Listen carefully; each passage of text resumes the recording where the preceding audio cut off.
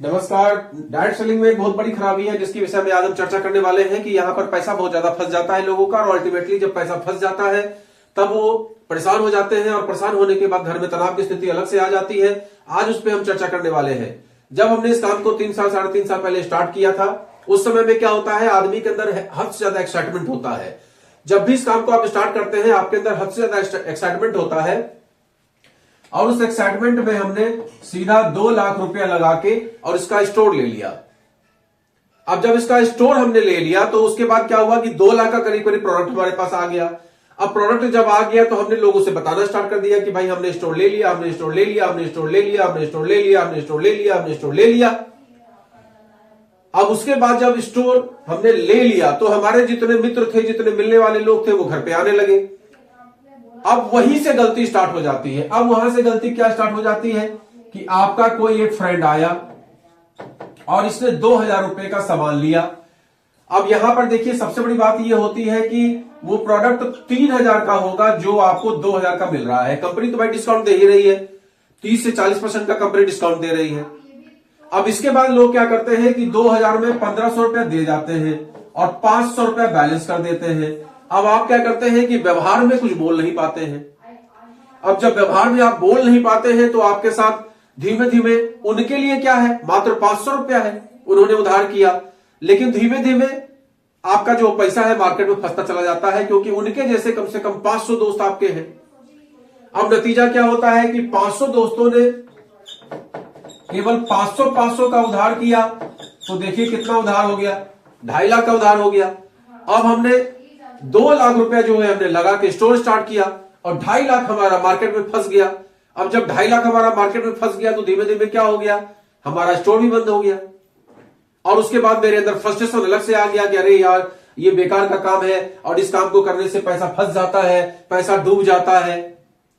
अब हम या तो फिर से 2 लाख रुपया कहीं से व्यवस्था करके लगाएं, या तो फिर उन लोगों से मांगे, और जब किसी से मांगो तो ऐसा लगता है जैसे कि आपस का ताल्लुकात ही खराब हो रहा है, यार 500 के पीछे तुमने खून पी लिया। इस तरह के लोग आपसे बात करते हैं। नतीजा क्या होता है कि धीमे धीमे डायरेक्ट सेलिंग का जो बंदा होता है, जो बहुत डेवोटेड तरीके से इस कंपनी में लगा और डेवोटेड तरीके से काम स्टार्ट किया, लेकिन धीमे धीमे मार्केट में इतना पैसा उसका फंसता चला गया, अरे भैया आज दे देंगे, अरे भैया सप्ताह भर में दे देंगे। कई जगह हम लोग के साथ ये हुआ, जैसे झारखंड हम लोग गए, जामताड़ा वहां एक जगह है, वहां पे गए, वहां पे पहले उन्होंने 5000 रुपया भेज दिया, हम लोगों ने वहां पे सामान भेज दिया। अब हम लोग तो भाई ईमानदारी से सामान भेज देते हैं, ऐसा तो नहीं करते कि आपका पैसा आया और हमने रोक लिया, ऐसा तो हम लोग कभी नहीं करते, किसी का भी 1 रुपया भी हम लोग नहीं मारते। उल्टा हम सब लोग ईमानदारी का प्रयास करते हैं कि 5000 का अगर आपने दिया है तो हमको 5100 का सामान आपको दे दें। हमने ईमानदारी से भेज दिया आपको, और उसके बाद उन्होंने बुलाया, बुलाने के बाद उन्होंने बहुत वैल्यू दिया। अच्छी बात है, आप काम करना चाहते हैं, बहुत अच्छी बात है। हम यहां से 25-50 हजार का सामान भी लेके गए। अब जब वहां सामान लेके हम पहुंच गए, उन्होंने कहा ये लेते आइएगा, वो लेते आइएगा, ऐसा कर लीजिएगा, वैसा कर लीजिएगा। और करने के बाद जब हम वहां पहुंच जाते हैं, उसके बाद पूरा पर्चा उन्होंने सामान लिया, बोले ठीक है साहब अभी तो आप 2 दिन रुके हैं, हम लोग मीटिंग वगैरह कराते हैं, जितना बिकेगा बिकेगा, वो पैसा मिल जाएगा, बाकी हम आपको दे देंगे। अब हम लोग क्या व्यवहार में रह जाते हैं कि अरे भाई ठीक है अभी तो है ही 2 दिन।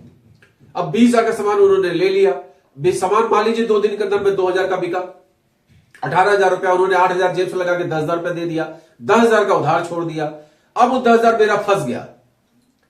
व्यवहार में हम बोल भी नहीं पा रहे हैं, और उसके बाद अगर बोलो तो अरे वो सामान बिक नहीं रहा है, वो तो क्वालिटी ये नहीं है, क्वालिटी वो नहीं है, वो एक्सपायर हो जा रहा है, वो लोगों के दाग धब्बे निकल जाते हैं, मतलब दुनिया भर की बातें स्टार्ट हो जाती है।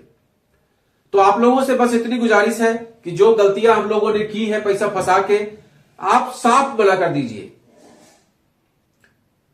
निश्चित तौर पे हम लोग साफ मना नहीं कर पाते हैं, लेकिन आप साफ मना कर दीजिए कि भाई देखो जितना रुपया है उतने का सामान ले लो, बात खत्म।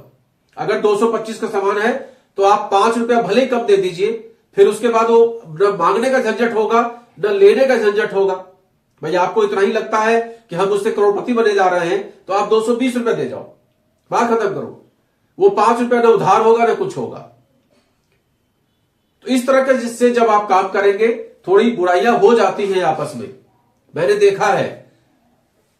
अक्सर टीडी वाले साफ मना कर देते हैं कि भाई जितने का सामान आपको चाहिए उतने रुपया दीजिए, उतने का सामान आपको मिलेगा, सीधी सी बात है। तो कई बार लोग ये सोचते हैं कि अरे मेरी इतनी गुडविल भी नहीं है जो इन्होंने मना कर दिया, लेकिन एक्चुअल सच्चाई ये देखिए तो वो बेचारे भी ये सब भुगत चुके हैं, ये सब वो भुगत चुके हैं, और भुगतने के बाद इस अवस्था में आ जाते हैं कि दूर से साष्टांग प्रणाम करते हैं ऐसे लोगों को कि भैया 18-54 भले तुम कम दे जाओ, 2 रुपया कम दे जाओ, लेकिन उधार का कोई काम नहीं होगा। सीधी सी बात है, जितना रुपया लाए हो उतने का सामान जो मिलता है, ना हमारी तरफ से उधार, ना तुम्हारी तरफ से उधार, न तुम्हारा 1 पैसा हम रखेंगे, ना हमारा 1 पैसा तुम रखो। आप लोग जब इस तरह से काम करेंगे तब इस बिजनेस में आप सरवाइव कर पाएंगे, अदरवाइज बहुत सारी दिक्कतों का आपका सामना करना पड़ेगा, और धीमे धीमे जो आप कमा रहे हैं वो वही आपका लगता चला जाएगा, और आपके ही जो परिचित लोग हैं वो एहसान भी नहीं मानेंगे, और आपका पैसा भी डूबता चला जाएगा, और धीमे धीमे धीमे आप नेगेटिव हो जाएंगे, और अल्टीमेटली आप भी यही कहेंगे कि डायरेक्ट सेलिंग में कुछ होता जाता नहीं है, पैसा डूबने के सिवा यहां कुछ नहीं होता। तो इस बात का विशेष ध्यान रखिए जो मैं कहना चाहता हूं। नमस्कार।